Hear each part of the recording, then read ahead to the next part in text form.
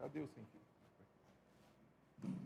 Nós estamos chegando a esse último episódio e eu queria lembrar algo que meus filhos têm feito comigo com certa frequência, para a gente começar a pensar nesse último episódio da série. O Rafa e o João, de vez em quando eles me pegam e começam mais ou menos assim: pai, Salah ou Haaland? Aí eu falo, Haaland. Haaland ou De Bruyne? Haaland. Haaland ou Kaká? Kaká. Kaká ou Cristiano Ronaldo? Cristiano Ronaldo. Cristiano Ronaldo ou Messi? A ideia da brincadeira é muito simples, independente se você conhece, gosta de futebol ou não. A ideia da brincadeira, ela trata justamente do fato de que eles me insistem em escolher quem é melhor, o que é melhor, um ou outro, quem é o melhor dentre tantos. E aí, eu vou participando dessa brincadeira. E quando eu pensei nessa série, eu pensei em fazer essa brincadeira com vocês. Talvez não vai dar tempo da gente responder objetivamente, mas eu vou conduzindo aqui e você vai entender. O que você preferiria? Um bom emprego ou beleza? Um bom emprego ou saúde? Saúde ou bastante inteligência? Saúde ou muito dinheiro? Você fez suas escolhas, mas eu acho que se você for um pouco menos entrando na brincadeira, você vai dizer: poxa, seria legal ter saúde, dinheiro, um bom emprego. Seria legal ter mais do que uma só dessas coisas. Seria importante você poder conjugar essas coisas em várias possibilidades. A carta, o post de Jesus que a gente vai falar hoje, apresenta justamente uma fala de Jesus, uma carta de Jesus, um post de Jesus para pessoas que achavam que tinham todas as coisas. Essa é uma frase presente na carta que Jesus manda para a última igreja, a igreja de Laodiceia: sou rico e próspero. Não é Jesus falando dele, mas é Jesus dizendo: vocês dizem isso, sou rico e próspero, não preciso de coisa alguma.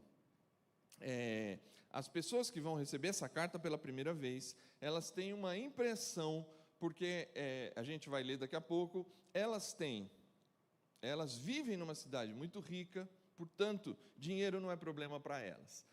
Essa cidade de Laodiceia, ela foi destruída por um terremoto, como outras cidades ali da região, a gente até falou disso ao longo dessa série, e foi a única cidade que não pediu dinheiro para o Senado romano. Eles não precisaram de ajuda de Roma para reconstruir a cidade, porque a cidade era muito rica. Laodiceia é um grande centro bancário da sua época. Eles eram também conhecidos por terem desenvolvido o pó frígio, o pó da Frígia.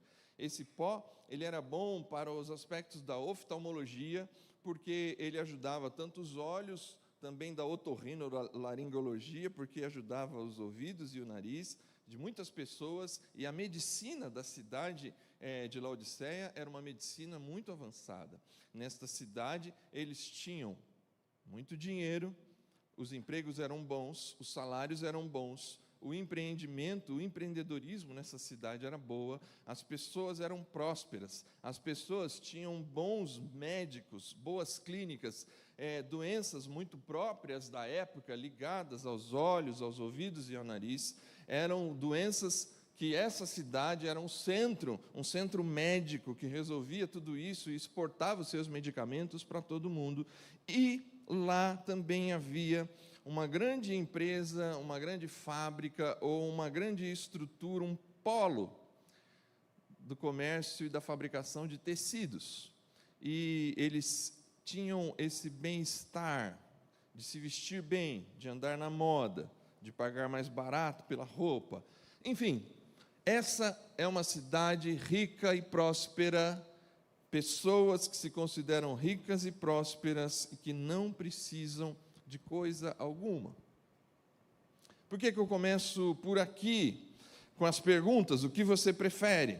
Porque eu acho que a gente, ao longo da vida, vai fazendo essas escolhas, talvez sem a pergunta de um filho, sem a minha pergunta, mas inconscientemente você vai escolhendo as coisas que são importantes, um bom emprego, um bom casamento, uma boa condição financeira, o cuidado estético, o cuidado com a saúde, coisas que você não abre mão, coisas que você não deixaria para trás, coisas que de alguma forma, sem mesmo perceber, ou sem mesmo verbalizar, isso é onde você concentra as suas expectativas e onde você concentra as suas energias, aonde você concentra a sua confiança. De alguma forma, você acha que se você tiver estas coisas que você pode estar pensando, estas coisas que fazem com que a sua cabeça entenda que você está bem, você tem a porta aberta, você tem a capacidade de viver a vida de tal forma que você possa dizer: eu sou rico e próspero e não preciso de coisa alguma.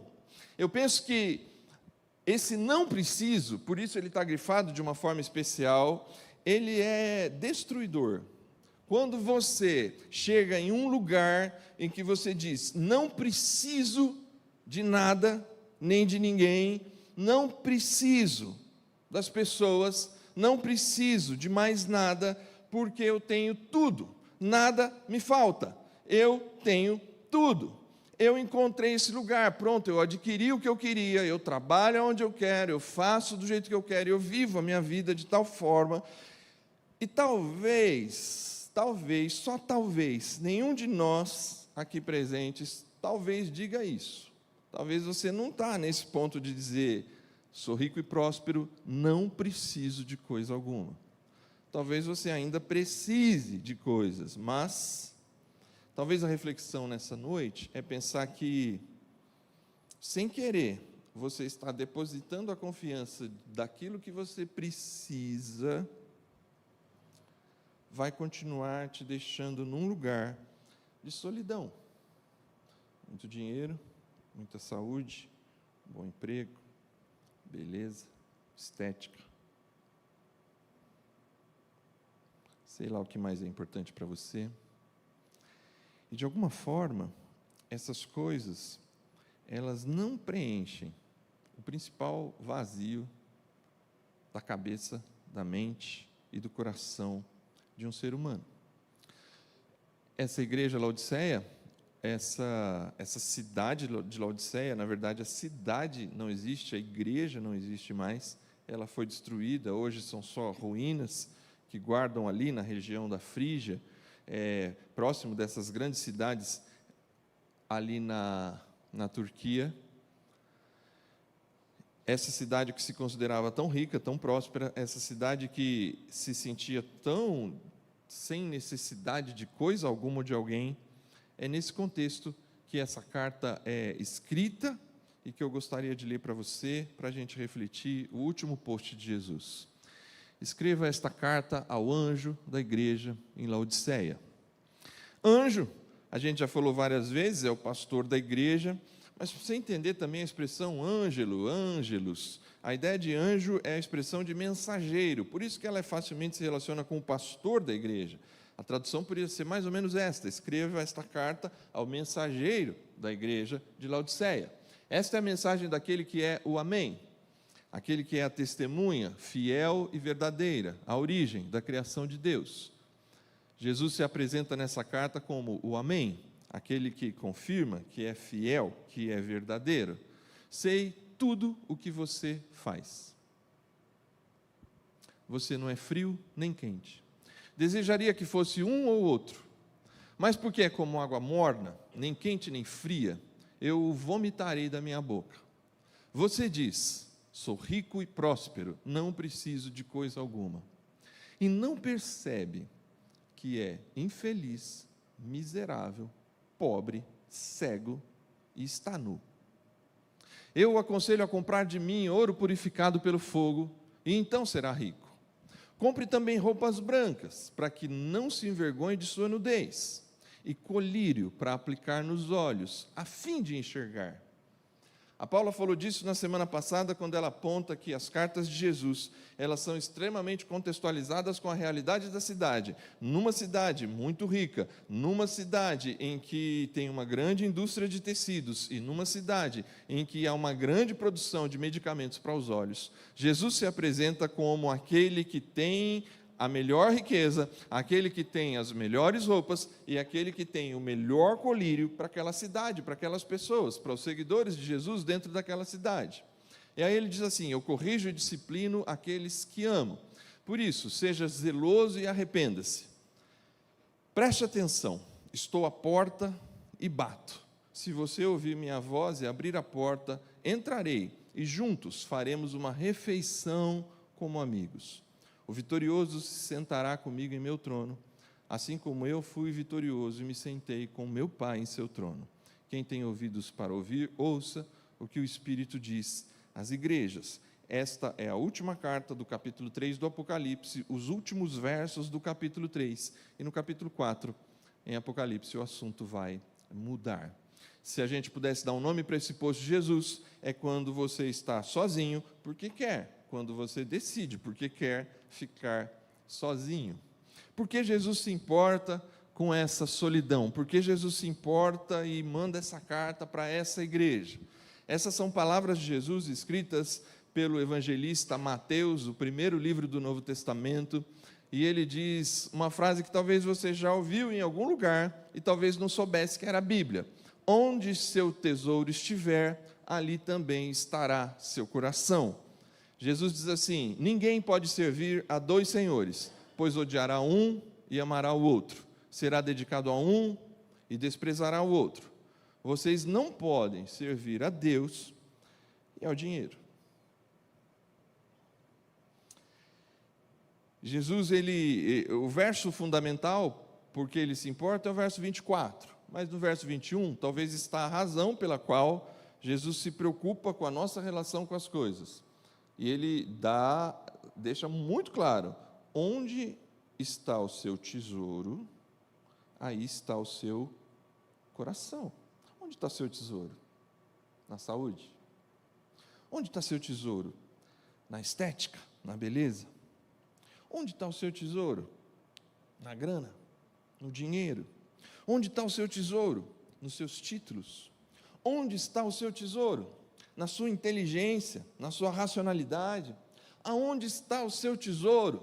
Na sua capacidade de achar que com a sua lábia você engana, ou você convence, ou você seduz qualquer pessoa? Aonde está, onde se esconde o seu tesouro? Qual é o tesouro do seu coração? O que você reconhece como a sua grande riqueza? O que Jesus está dizendo é assim: onde está o seu tesouro, ali também vai estar o seu coração. Aonde você deposita as suas economias, é ali que seu coração está. O nosso coração, ele se dedica àquilo que a gente mais valoriza. Palavras talvez não são suficientes numa hora como essa, mas exatamente as nossas atitudes. As nossas atitudes que de alguma forma demonstram aonde está o nosso tesouro. E o nosso coração vai para lá. Aonde está o seu tesouro? Aonde está o seu coração? Jesus, quando ele fala sobre isso, ele vai concluir o pensamento, dizer assim: é impossível servir dois senhores. Porque ou você vai agradar um, ou vai agradar outro.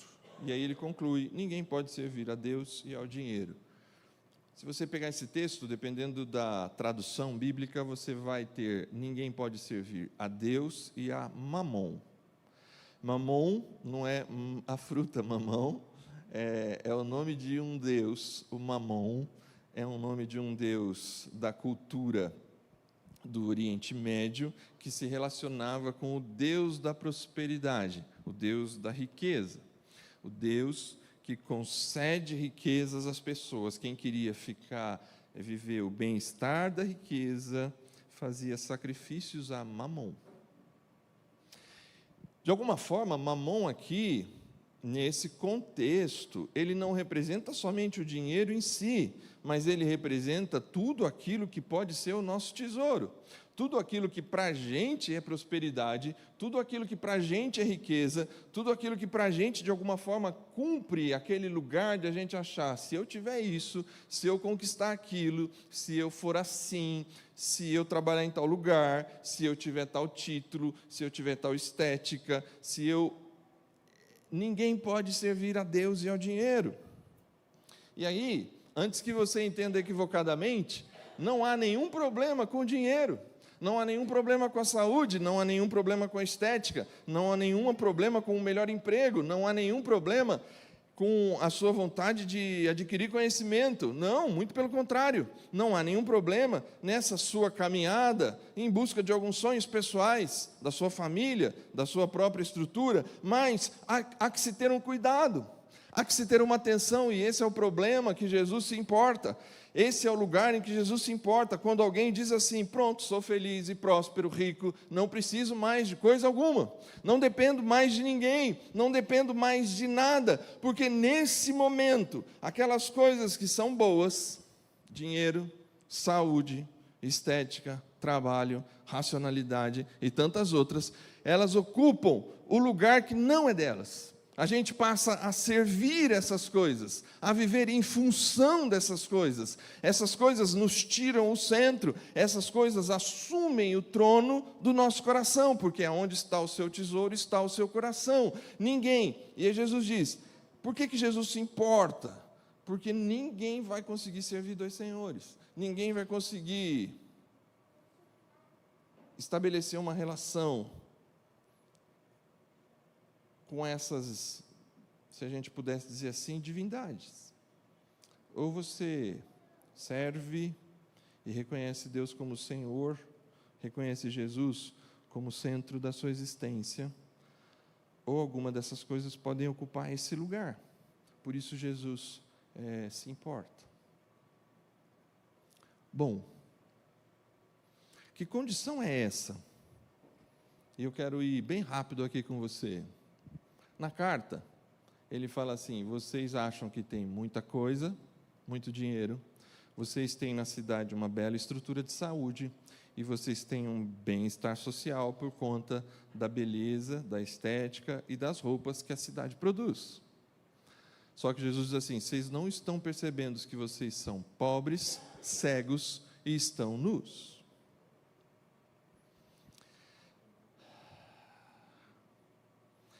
Quem já teve muito dinheiro aqui, não precisa levantar a mão. Ou quem tem, não precisa levantar a mão. Facilmente pessoas que lidam com muito dinheiro, e talvez eu acho que desse ponto, do bilionário, daquele que passou do ponto da possibilidade de se preocupar com qualquer tipo de gasto, a gente ouve em livros, em diversos testemunhos, que essas pessoas que têm muito dinheiro nem sempre se consideram ricas. A riqueza, logo é perceptível que a riqueza não está nesse lugar. Pessoas saudáveis, fisicamente saudáveis, nem sempre são exatamente saudáveis em toda a sua estrutura, em toda a integralidade da vida. Pessoas que se consideram belas, esteticamente bonitas, nem sempre são realmente bonitas em todos os aspectos da vida. E Jesus fala assim: vocês, na verdade, são pobres, cegos e estão nus. Jesus se preocupa. A fala de Jesus não é uma fala debochada, mas é uma fala assim: sério mesmo que você vai colocar a tua confiança nos recursos financeiros? Sério mesmo que você vai colocar a tua confiança na saúde? Sério mesmo que você vai colocar a tua confiança na tua estética? Sério mesmo que você depende dessas coisas? Perceba, esse lugar é um lugar de pobreza, cegueira, e você está exposto. Por que Jesus trata dessas coisas e apresenta um motivo pelo qual essas coisas não levam uma pessoa à verdadeira riqueza, à verdadeira saúde e ao verdadeiro bem-estar? Por causa dessa frase: eu sei de tudo o que você faz, você não é nem frio nem quente, desejaria que você fosse uma coisa ou outra, mas porque é como água morna, nem quente nem fria, eu vomitarei da minha boca. Todo mundo sabe que, às vezes, para que uma criança vomite e precisa vomitar, alguém vomite, uma água morna é suficiente para dar uma misturada ali nas coisas que estão presas e a pessoa consegue colocar para fora. Porque a água morna, em tese, ela não tem ela não serve muito para nada. A água quente tem o seu valor termal e a água fria tem seus valores medicinais, mas a água morna é uma água para se jogar fora. E essa, de novo, é uma realidade da cidade de Laodiceia. Laodiceia estava cercada por duas cidades, Hierápolis e Colossos, num monte. No Vale da Frígia, corria um monte, Colossos num ponto mais alto, ou melhor, Hierápolis num ponto mais alto, Colossos num ponto mais baixo, Laodiceia no meio, e de Hierápolis corriam águas termais. Essas águas termais desciam até Laodiceia e chegavam em Laodiceia morna. E quando essas águas encontravam Colossos, lá tinha águas medicinais frias. O que Jesus está dizendo para a gente e para aquela comunidade, de alguma forma é assim: se o que você tem só serve para você, se o que você tem é só uma busca pessoal, isso é inútil. Porque você não é frio nem quente. Você não é útil como as águas de Hierápolis e não é útil como as águas de Colossos. As suas águas são inúteis. Eu estou a ponto de vomitar você da minha boca, é o que Jesus diz. Não que há alegria em Jesus em fazer isso, mas é o efeito da água morna. A água morna é inútil. Quando aquilo que você está buscando, ela é focada somente em você mesmo, quando a sua busca pessoal é uma busca pessoal por esse lugar de segurança pessoal, através do dinheiro, através da saúde ou através da estética, pelo menos nos 3 pontos principais que aparecem na carta aos Laodicenses, Jesus diz assim: eu sei tudo isso, eu reconheço tudo isso, mas você está pobre, cego e nu, porque você não é frio nem quente, você não é útil como as águas termais de Hierápolis, você não é útil como as águas frias de Colossos, mas você é morno, e como morno, tudo que você tem e o que você faz é inútil. Laodiceia não percebia isso. Eu e você talvez não percebamos isso. Eu e você talvez, quando encontramos com algum tipo de saúde, algum tipo de estética, algum tipo de dinheiro, a gente não consegue reconhecer a inutilidade dessas coisas, porque de alguma forma está fazendo bem para a gente. Mas Jesus, ele está dizendo assim: essas coisas não são suficientes. Essas coisas não são suficientes. Há 2 interpretações para esse texto, e eu queria que você prestasse atenção junto comigo agora, para a gente seguir para a nossa conclusão.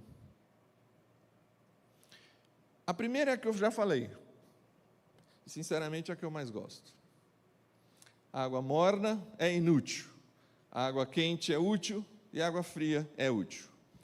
Porque Jesus, ele diz assim: eu queria que vocês fossem frios ou quentes, já que vocês são mornos, eu vou vomitar vocês da minha boca. Parece que Jesus não vomita com a água gelada, ele não quer expulsar a água gelada, ele não se sente mal com a água gelada e nem com a água quente. A única condição que há uma relação ruim na própria convivência com Jesus é da mornidão. Mas eu tenho que ser fiel ao texto, fiel aos intérpretes. Alguns estudantes das cartas do Apocalipse, eles tratam de uma outra forma: frio sem Jesus, quente com Jesus, e morno religioso. Para você entender, é como se Jesus preferisse assim: eu preferia que você assumisse que você não liga para o nosso relacionamento, do que você vivesse uma religião em que você acha que tem as coisas e que você alcançou bênçãos materiais, coisas da parte de Deus, mas você não tem uma relação comigo. Essa é uma boa interpretação, eu considero que é uma boa interpretação, mas a mim me parece que Jesus ele fala assim: quem dera você fosse frio ou quente, mas como você é morno, eu vou te vomitar. Mas eu te dou a liberdade de olhar para esse texto por esses dois prismas. E seja um ou seja outro, ele aponta para uma coisa muito importante para nós aqui no Radiação, que eu acho que você deveria refletir um pouco antes da nossa conclusão. O que você realmente espera da relação com Deus? Qual é a sua expectativa? Dia após dia, semana após semana, sábado após sábado, canção após canção, oração após oração. Qual a sua expectativa ao se aproximar de Deus?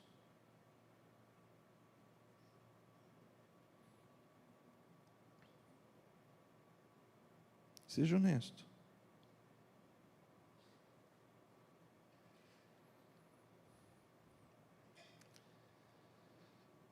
Saúde.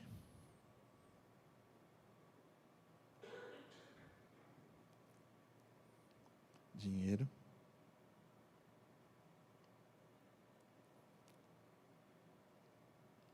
Paz na família.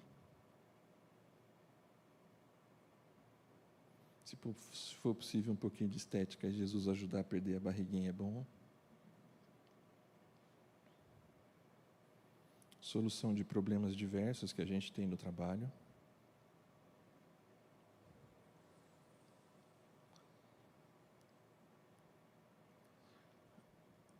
Seja do ponto de vista do útil, inútil e útil, ou do ponto de vista do sem Jesus, com religião e com Jesus. Parece que aqui embaixo são dois caminhos de religião. E talvez você tenha escolhido o caminho da bênção de Deus.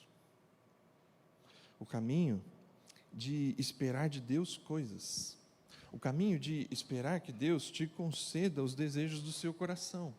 O caminho de achar que a relação com Deus só é válida quando as respostas são positivas. Quando você ora por dinheiro e o dinheiro aparece. Quando você ora por emprego e o emprego aparece. Quando você ora pelo seu relacionamento e o seu relacionamento aparece ou melhora. Quando você ora por aquela situação e você encontra a solução do problema. Eu digo que aqui, nesse momento, tudo se parece um pouco, porque eu acho que as pessoas que talvez não conhecem a Jesus, amigos seus que talvez não conhecem a Jesus, têm uma impressão, por aquilo que vê nas redes sociais, por aquilo que ouve de alguns pastores famosos, por aquilo que vê na vida de algumas pessoas que se dizem crentes ou cristãos, a ideia de que eles só precisariam se relacionar com Deus se estivessem um problema. É muito natural nós falarmos de Deus para algum amigo nosso quando ele está doente. Ah, você está doente? Então eu vou pedir oração lá na minha igreja por você. Ah, você está enfrentando uma dificuldade? Eu vou pedir uma oração por essa sua dificuldade lá na minha igreja. Aí alguém está enfrentando um problema, a gente recebe um WhatsApp assim: vamos orar por fulano, porque ele está enfrentando um problema. E eu não estou desaconselhando você a fazer isso, continue a fazer isso. Porque as pessoas precisam do cuidado de Deus. É um momento de fragilidade das pessoas em que elas precisam, de repente, por aquela situação, se encontrar com Deus. Porque às vezes, diante da dor, diante da perda, diante do desemprego, diante de algum tipo de sofrimento, você poder fazer esse papel de dizer: eu vou orar por você, é algo importantíssimo, continue fazendo. Só que não é suficiente. Não é tudo, você não pode parar aí, porque senão a leitura da pessoa é assim: pronto, Deus resolveu o meu problema. Oh, obrigado, você orou, e deu tudo certo. A relação que se cria com Deus é uma relação não do ponto de vista do quente, mas do ponto de vista do morno. Porque então eu tenho tudo, eu recebi tudo, eu encontrei respostas. E Deus me deu respostas. E se Deus me deu respostas, então Deus está me abençoando. Veja, eu penso igual a você. Não pense que eu consigo pensar para além disso, muitas vezes, quando Deus abençoa a minha casa e minha família e meu relacionamento, quando Deus abençoa os negócios que eu faço, a casa que vocês sabem que acompanharam o ano passado inteiro aqui do Radiação, a casa que a gente construiu, quando Deus cuida da saúde do meu filho, quando ele passa por um momento difícil, em todos esses momentos eu conto exatamente como qualquer pessoa com o cuidado e a bênção de Deus. Como qualquer pessoa, com o cuidado e a bênção de Deus. Mas eu não posso me esquecer da minha tia Moreninha, irmã da minha mãe, irmã mais velha da minha mãe que já faleceu. Eu era um garoto de 9 ou 10 anos. Naquela época, garotos de 9 ou 10 anos andavam sozinhos de ônibus pela cidade. Hoje, os nossos filhos fazem 17, 18 anos e a gente ainda tem cuidado com isso. E por algum motivo, na escola, eu perdi o meu passe. Não sei quem sabe o que é passe, mas era uma fichinha. Passe já foi papel e já foi fichinha. E era uma fichinha, eu perdi a fichinha. E eu e um amigo, eu falei, cara, eu tenho uma tia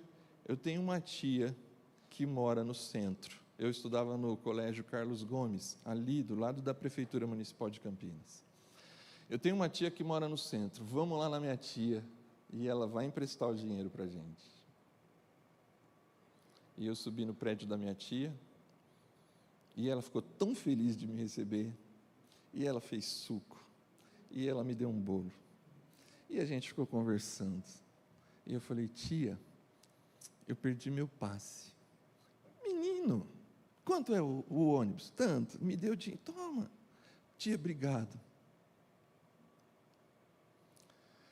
Abracei minha tia, beijei minha tia, desci feliz da vida, porque minha tia salvou o meu dia.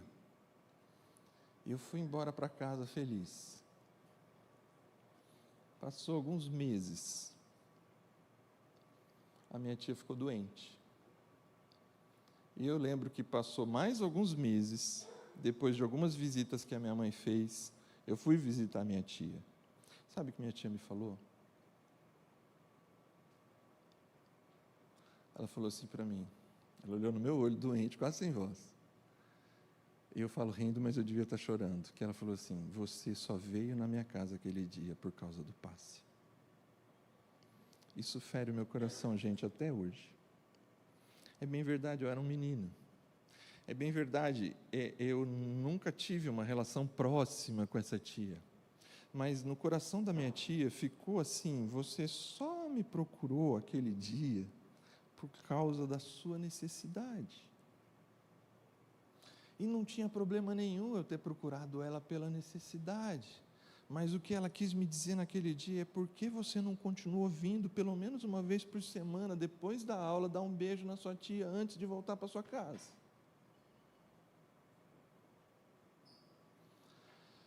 Porque eu era morno, porque eu era morno, porque eu era morno.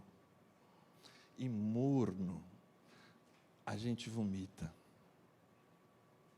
Porque, de alguma forma, as pessoas sem Jesus e as pessoas que adotam uma religião, elas ensinam às outras pessoas que o que Jesus resolve para a gente é o nosso problema com o dinheiro, é o nosso problema do nosso emprego, é o nosso problema do nosso relacionamento, são os nossos problemas da nossa existência.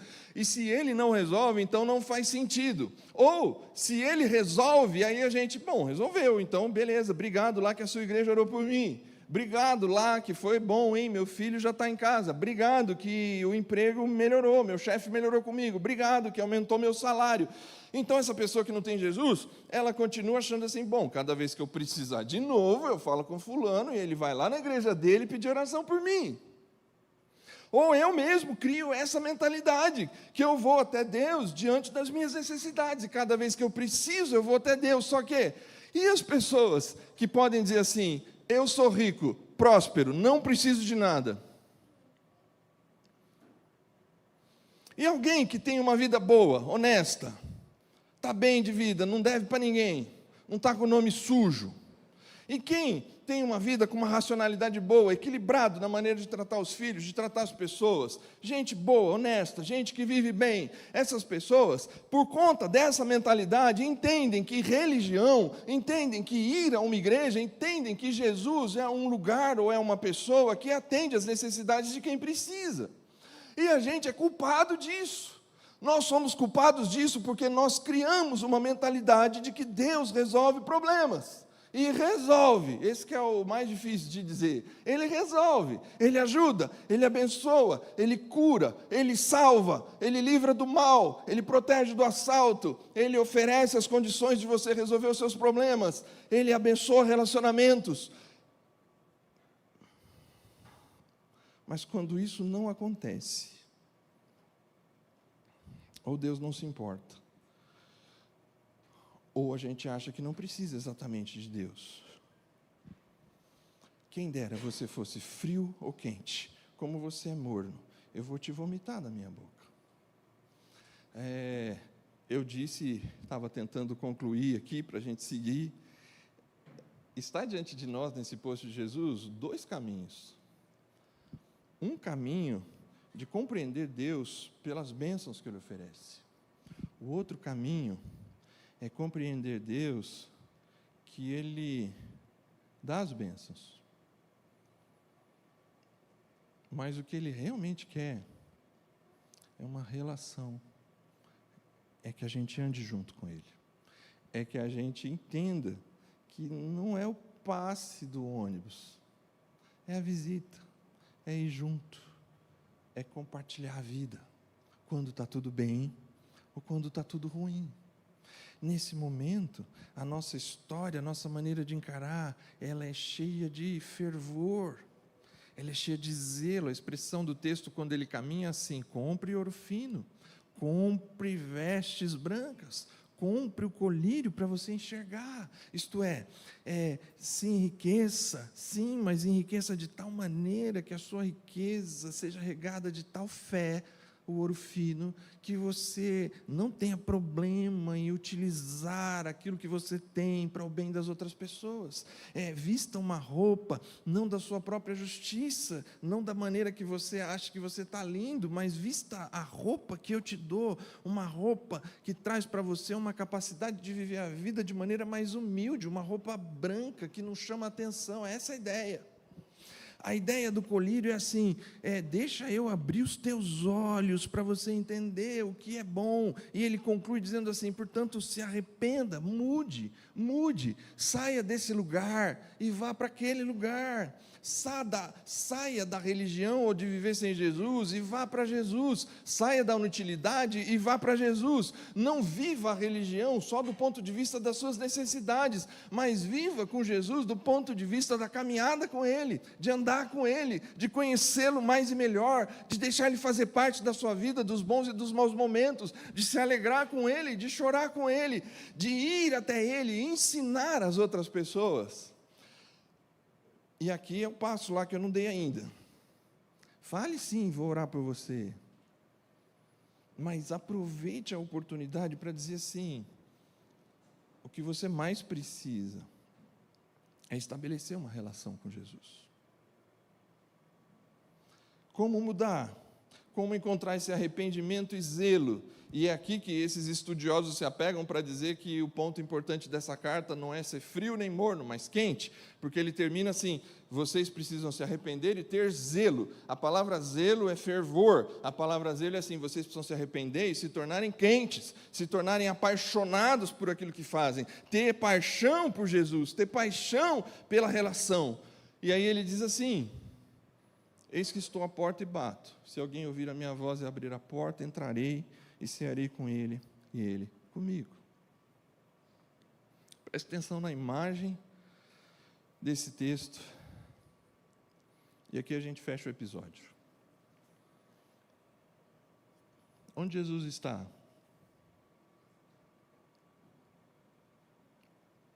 Onde Jesus está?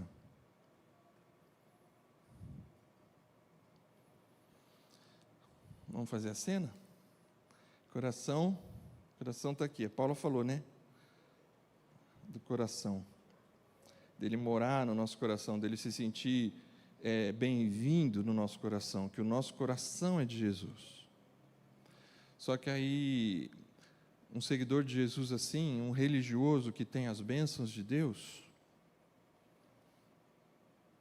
ele diz assim: eu sou feliz e próspero, não preciso de coisa alguma. Nesse momento, quando você tornou as coisas boas de Deus, dinheiro, salário, família, estética, quando essas coisas boas de Deus ocupam o lugar de Jesus, Jesus está para cada porta. Aqui é a porta, aqui está teu coração e aqui está Jesus. Perceba o amor de Jesus por você. Eis que estou à porta e bato. Se alguém ouvir a minha voz, ei, eu estou aqui. Para não constranger nenhum de vocês, Paula, eu estou aqui. E bate na porta.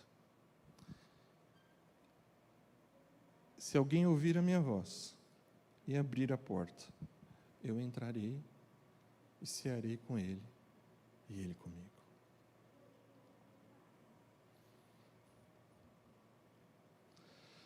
Toda essa relação de distanciamento, veja esse distanciamento. Você não precisa mais de Jesus, você acha que Ele não é importante, você já encontrou algumas coisas que ocuparam esse lugar e de repente você ficou sozinho, seu coração, existe uma solidão nesse coração, essas coisas não cumprem, elas se assentaram no trono, mas são coisas, não cumprem o espaço, não ocupam o espaço que é só de Jesus. Mas esse espaço está ocupado, Jesus sai, humildemente Ele sai. Jesus sai. Jesus sai porque Ele não obriga ninguém a ficar com Ele. Jesus não segura ninguém amarrado no pé de uma cadeira. Jesus não obriga ninguém a vir numa igreja sábado a sábado, domingo a domingo. Jesus não obriga ninguém a se manter fiel a Ele. Jesus não obriga ninguém a caminhar com Ele. E aí você diz assim: mas Ele não se importa comigo. Hã? Veja a imagem. Alguém tão renegado, alguém que foi tirado da casa, humilhado, o lugar dele está ocupado por outras coisas. Veja a distância que Jesus está. A qual distância Jesus está do seu coração? A qual distância Jesus está daquele que o rejeita e está sozinho? A qual distância Jesus está de alguém que disse que prefere viver sozinho, que escolhe viver sozinho, que escolhe viver por causa da riqueza, que escolhe viver por causa da saúde, que escolhe viver pela estética, que escolhe para viver para as coisas suas e pessoais, que ocupam o lugar que não deveriam, porque Jesus poderia estar cuidando de todas essas coisas. O problema é que você serve a essas coisas e elas ocupam o lugar que é de Jesus.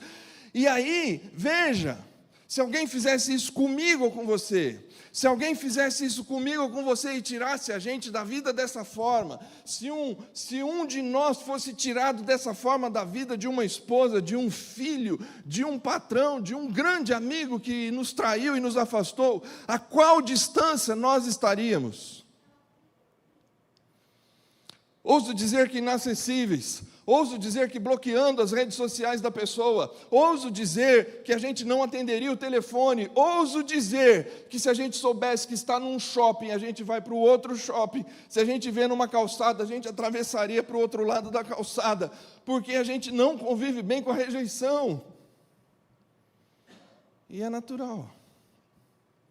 Eu faria igual a você. Veja bem a distância que Jesus está do seu coração. Eis que estou à porta e bato.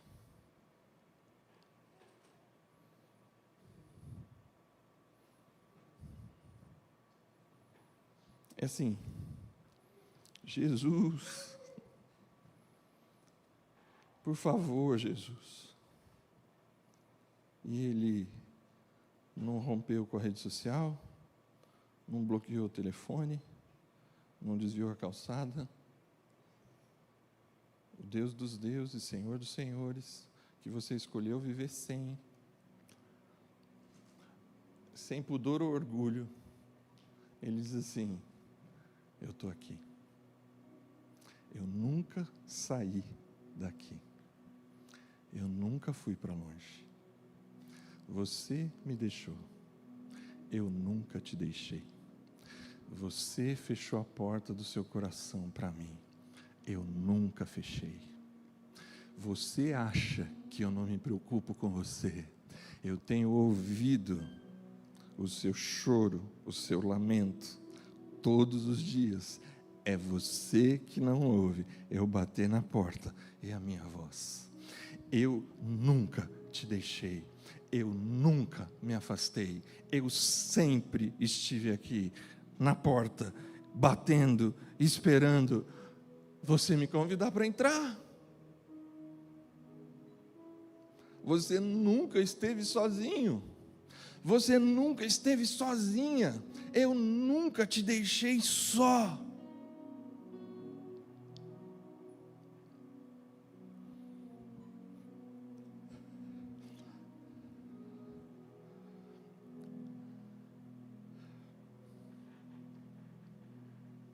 Tem algumas coisas na vida que são importantes.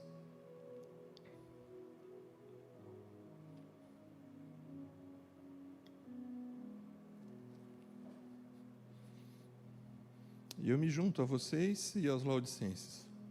Para mim é importante a minha saúde física. Para mim, talvez mais importante que a minha saúde física é a saúde física dos meus filhos. É importante a saúde física da Paula. Mas eu sei que talvez ela responderia a mesma coisa que eu. Se a gente precisasse escolher entre a nossa saúde física e a saúde física dos nossos filhos, nós escolheríamos a saúde física dos nossos filhos. Para a gente é importante ter uma vida boa e oferecer uma vida boa para os nossos filhos. Essas coisas são importantes. Mas a Paula, ao longo do nosso relacionamento, tem ensinado uma linguagem para mim e para ela. E que eu sei que para mim tem sido difícil às vezes de aprender, e talvez para você também seja. Mas é mais ou menos assim: existem coisas importantes, mas existem coisas que são essenciais. São importantes? São. Mas existem coisas que estão acima das coisas importantes.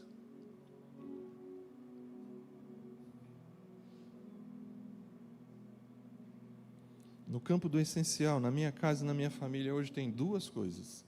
E eu nem sei dizer, ou talvez, se eu tentar dizer para vocês que a gente tem conseguido cumprir isso à risca, mas pelo menos tem sido um esforço constante. No campo do essencial, é a gente se manter ligado um ao outro, apesar das dificuldades que a vida nos apresenta. É tentar não deixar que eu e ela nos afastemos diante da luta do trabalho dela e da minha luta do meu trabalho, diante dos meus problemas e as minhas dores e as lutas delas. É essencial que a gente mantenha a comunicação ativa, mesmo diante das maiores lutas que a gente passa. A gente tem se esforçado para não se afastar, porque tem muitas coisas importantes para a gente, mas isso é essencial para a gente.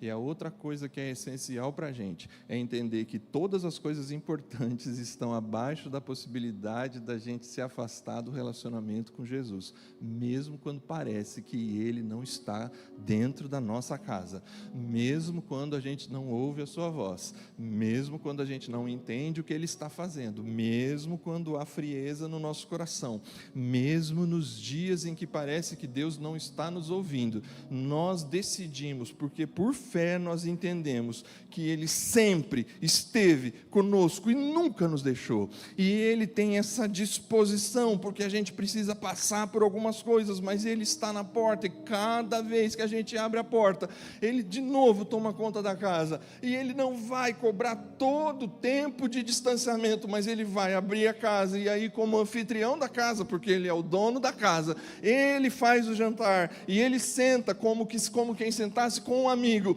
olha e sorri, olha e agradece, olha e compartilha o pão, olha e nos faz ver de novo que Ele nunca esteve longe, mas a presença dEle, o cuidado dEle é maior do que qualquer outra coisa, porque a presença dEle transforma o ambiente. A presença de Jesus é a única coisa que nos sustenta, porque a presença de Jesus não é importante, a presença de Jesus é essencial.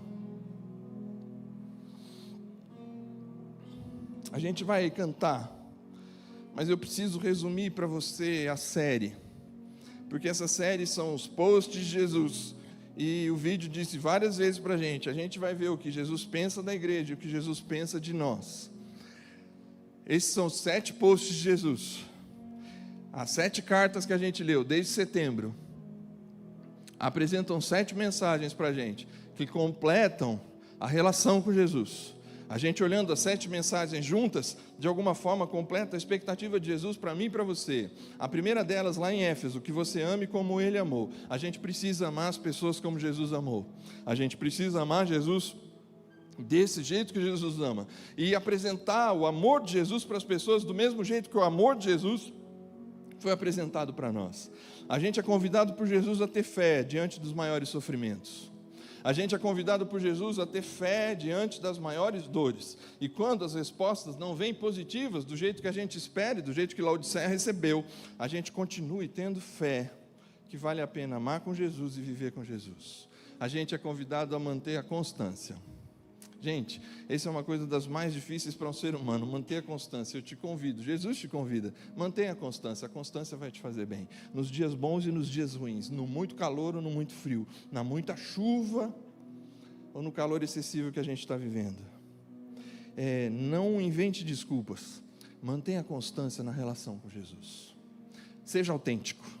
Jesus espera que a gente seja autêntico, que a gente não viva de aparência, que a gente seja autêntico, que a gente se abra com Ele, fala realmente o que está acontecendo, que a gente tenha a capacidade de dizer para Ele o que mais importa e o que a gente está vivendo, que a gente invista, não no nosso prazer, mas no nosso propósito, na nossa missão de vida. Jesus espera que eu e você investamos o nosso tempo, o nosso talento, a nossa vida, naquilo que faz mais sentido, não naquilo que nos dá prazer, mas naquilo que é a missão da nossa própria existência. E se essa missão da nossa própria existência se conectar com a missão de Jesus, aí então, potencialmente, aquilo que você faz ganha uma grandeza muito grande, porque você está conectado com a maior missão de todos os tempos, que é reconectar as pessoas com Deus por meio de Cristo Jesus.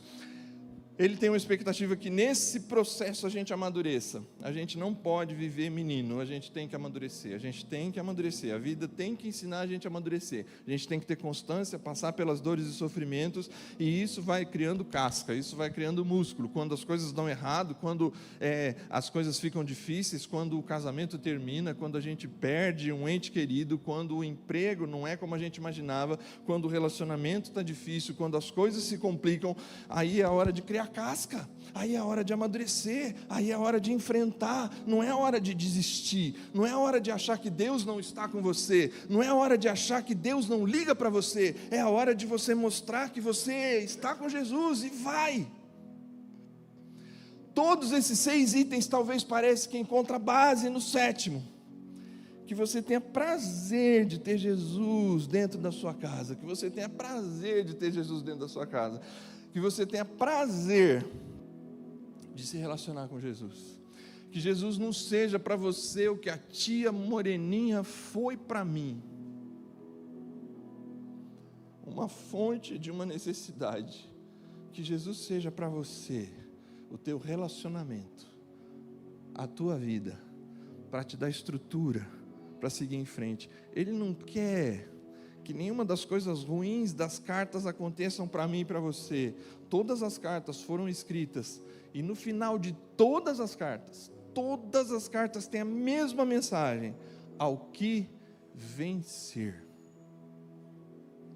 Você não vai vencer sozinho, você está sozinho porque você quer. Convide Jesus para a sua mesa, para a sua casa. Deus te abençoe.